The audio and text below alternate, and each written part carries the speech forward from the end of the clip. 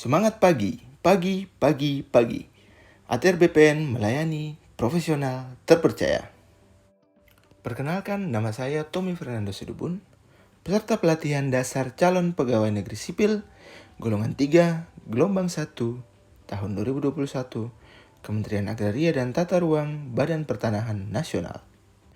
Pada kesempatan kali ini, saya akan mempresentasikan mengenai rancangan aktualisasi dengan judul Digitalisasi Warkah di Kantor Pertanahan Kota Jayapura.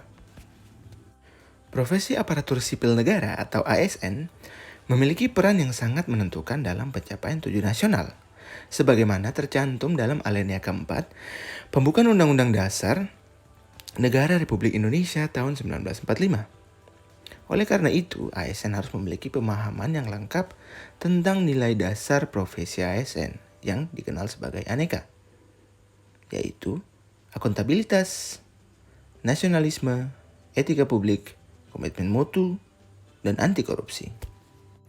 Sebelum membahas tentang latar belakang, perlu dijelaskan bahwa warkah adalah dokumen yang merupakan alat pembuktian data fisik dan data yuridis bidang tanah yang telah dipergunakan sebagai dasar pendaftaran bidang tanah tersebut. Latar belakang gagasan digitalisasi warkah adalah karena warkah pada kantor pertanahan Kota Jayapura belum terinventarisir dengan baik, sehingga menyulitkan pada saat dibutuhkan. Oleh karena itu, saya merasa perlu untuk menginventarisir dokumen warkah tersebut melalui digitalisasi warkah. Selanjutnya kita masuk pada penjelasan tujuan organisasi. Tujuan organisasi tercermin dari visi dan misi Kementerian ATR BPN. Dan untuk mencapai impian atau cita-cita tersebut, Kementerian Agraria dan Tata Ruang Badan Pertanahan Nasional mempunyai langkah-langkah strategis, yaitu yang pertama, pengelolaan pertanahan untuk mewujudkan kesejahteraan rakyat. Yang kedua, penataan ruang yang adil, aman, nyaman, produktif, dan lingkungan hidup yang berkelanjutan. 3. Pelayanan publik dan tata kelola pemerintahan yang berkualitas dan berdaya saing.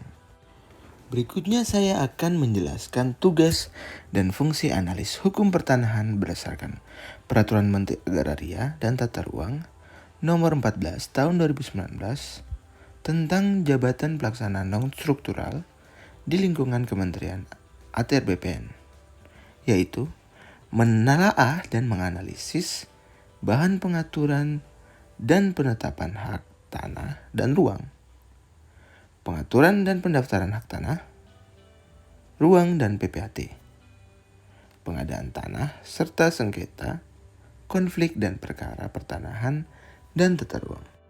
Selanjutnya perlu disampaikan struktur organisasi Kantor Pertanahan Kota Jayapura sebagai berikut. Kepala Kantor, Kepala Subbagian Tata Usaha.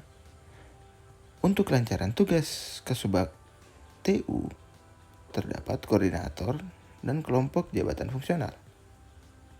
Berikutnya Kepala Seksi Survei dan Pemetaan, Kepala Seksi Penetapan Hak dan Pendaftaran, Kepala Seksi Penataan dan Pemberdayaan, Kepala Seksi Pengadaan dan Pengembangan, Kepala Seksi Pengendalian dan Penanganan Sengketa.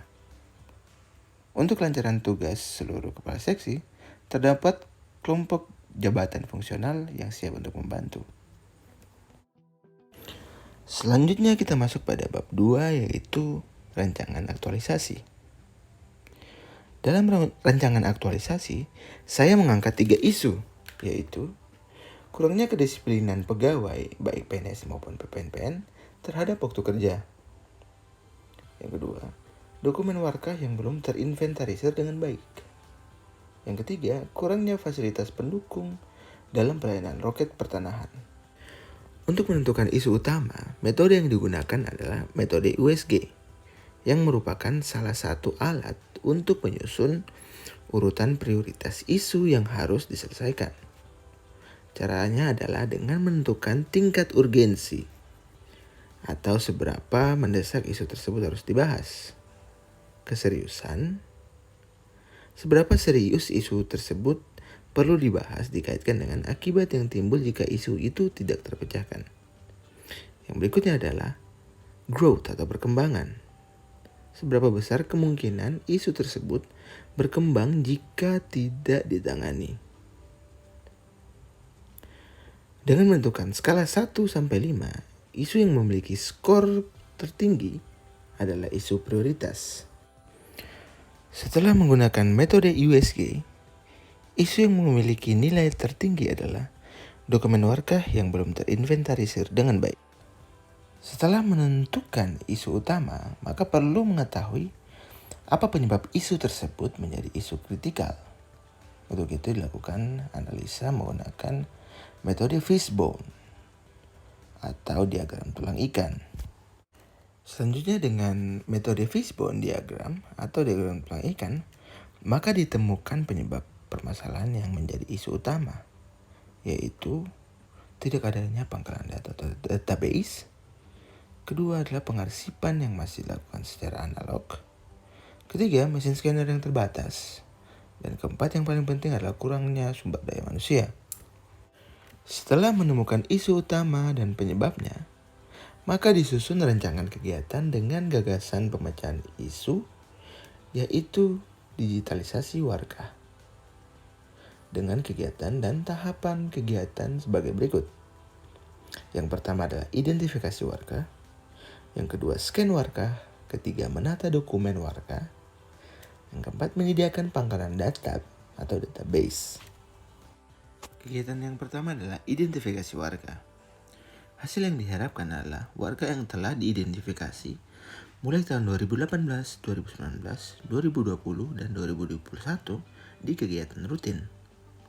Dan 2019, 2020 di kegiatan PTSL. Kegiatan yang kedua adalah scan warkah. Hasil yang diharapkan adalah dokumen warkah yang telah di-scan pada proses rutin tahun 2021 bulan Januari. Kegiatan ketiga adalah menata dokumen warkah. Hasil yang diharapkan dari kegiatan ini adalah warkah yang telah diidentifikasi pada kegiatan 1 telah tertata dengan baik sehingga memudahkan dalam pencarian. Kegiatan keempat adalah menyediakan pangkalan data atau database. Hasil dari kegiatan ini adalah konsep pangkalan data atau database. Untuk melaksanakan kegiatan dan tahapan kegiatan, telah disusun jadwal kegiatan rancangan aktualisasi sebagai berikut.